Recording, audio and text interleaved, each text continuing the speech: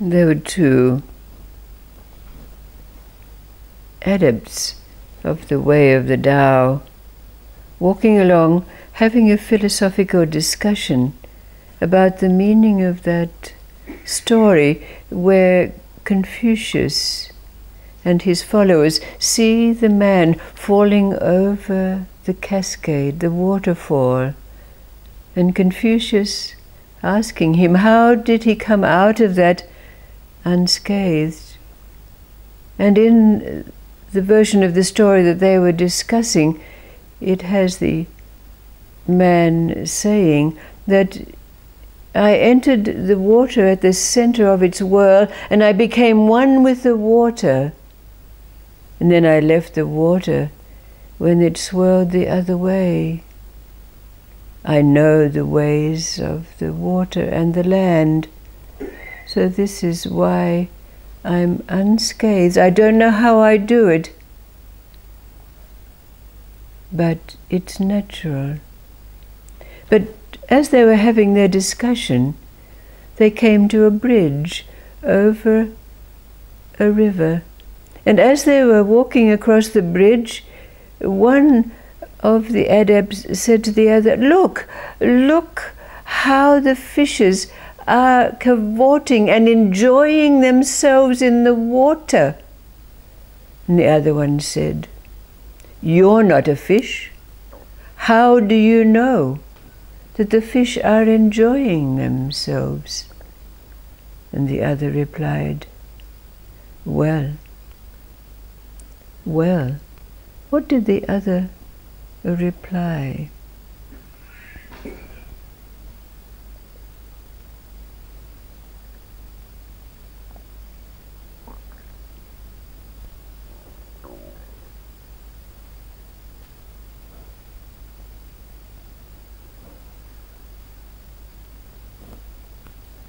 You're not me, so how do you know that I don't know that the fish are enjoying themselves?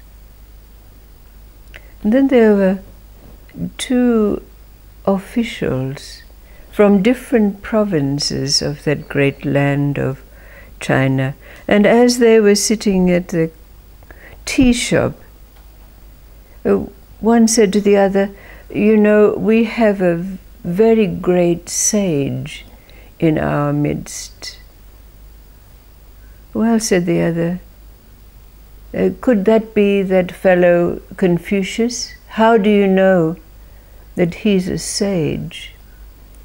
And the other replied, well, it's said that he can empty his mind and make his body intelligent. Oh, said the other, well, we also have a great sage in our province. He's said to be the student of Lao Tzu. In fact, it's said that he's excelled Lao Tzu in his experiences. It's said that he can hear with his eyes and see with his ears. Oh, this was very impressive to this particular official, so he told everyone in his province, and it came to the ears of the governor of that province, the Lord, who is very interested.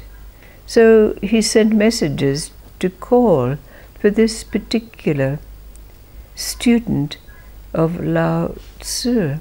And when he came, the Lord was really quite humble before him and said, well, I hear that you can see with your ears and hear with your eyes.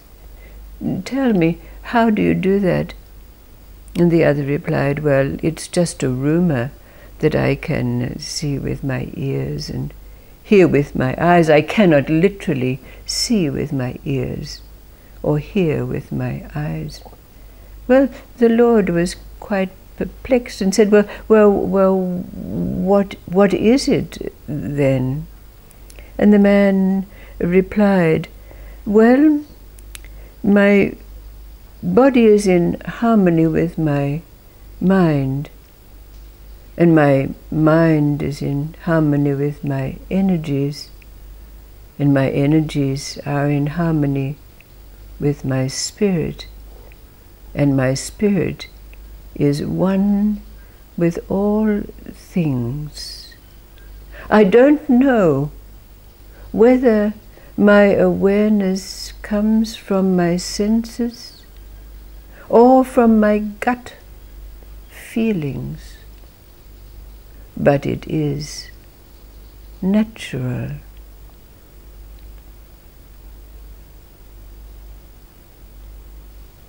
So what is it that arises for you as an understanding of what these two stories are implying?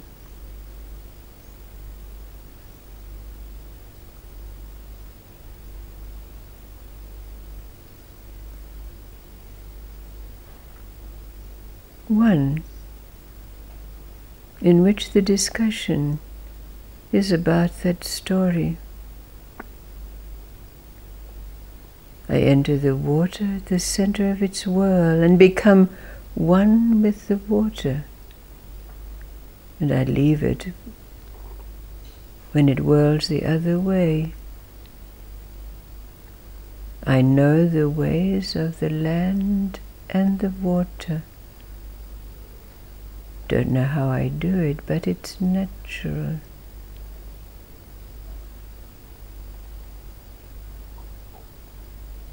And hearing with our eyes and seeing with our ears, because our body is in harmony with our mind in harmony with our energies in harmony with our spirit, and our spirit one with all things.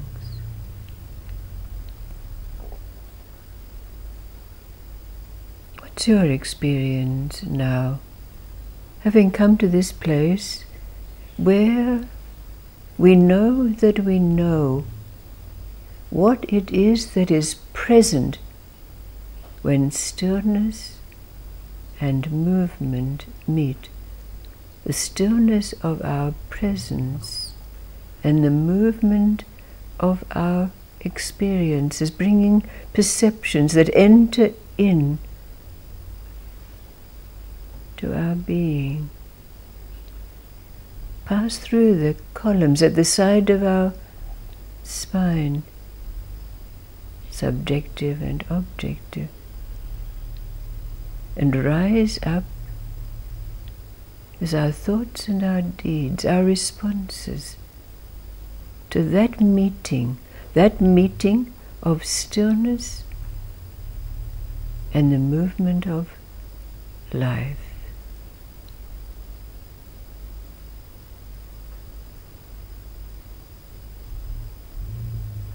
How would you express your experience of this place?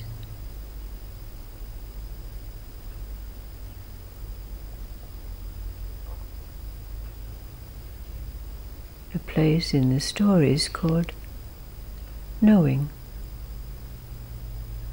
Unquestionably knowing, no doubts anymore. No questions that which arises as a response to that meeting. No dialogue in our mind. What is this place?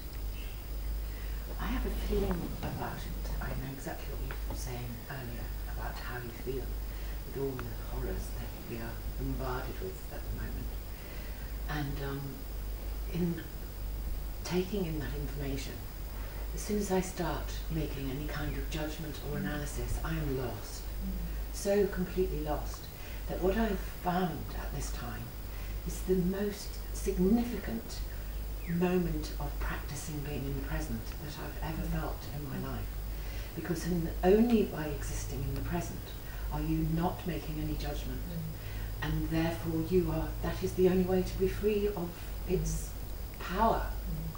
And so, in a strange sort of way, it's kind of taught me an immense amount. And what you were saying about the story of falling in and going with the rhythm of the water. If you start to swim, you are lost. If you start to make any kind of judgment, you are lost. And discussion I had yesterday about the burqa. Okay, so in the women's liberal society that we live in, of course you don't want the burqa. But imagine to say to somebody who has always covered their head for the reason that they just accept that that's what they do, and then suddenly they're told to remove it. It's like asking somebody to take off their clothes and walk down the street. Every single thing has, like you can't say to me what the fishes are feeling. Yes. It's everything is unique, and so in that uniqueness, we have to find the present in order to survive the energy of being. Yes, exactly so. Very aptly put, isn't it? Just keep bringing yourself back to. I think it's like I was saying last week about how your energy goes up there, you keep bringing it back in. Yes, indeed. Yes. And it's a challenge at times. Very challenging when we have so much. I'm just watching. It's also that state of flow, that being in desire, Yes. where the mind does not exist. Yes. And I heard recently something that really rang true, that we're evolving from being humans, individual humans, to being a part of humanity. Actually getting self out of the way. Yes, and becoming more. Yes. Yeah, that's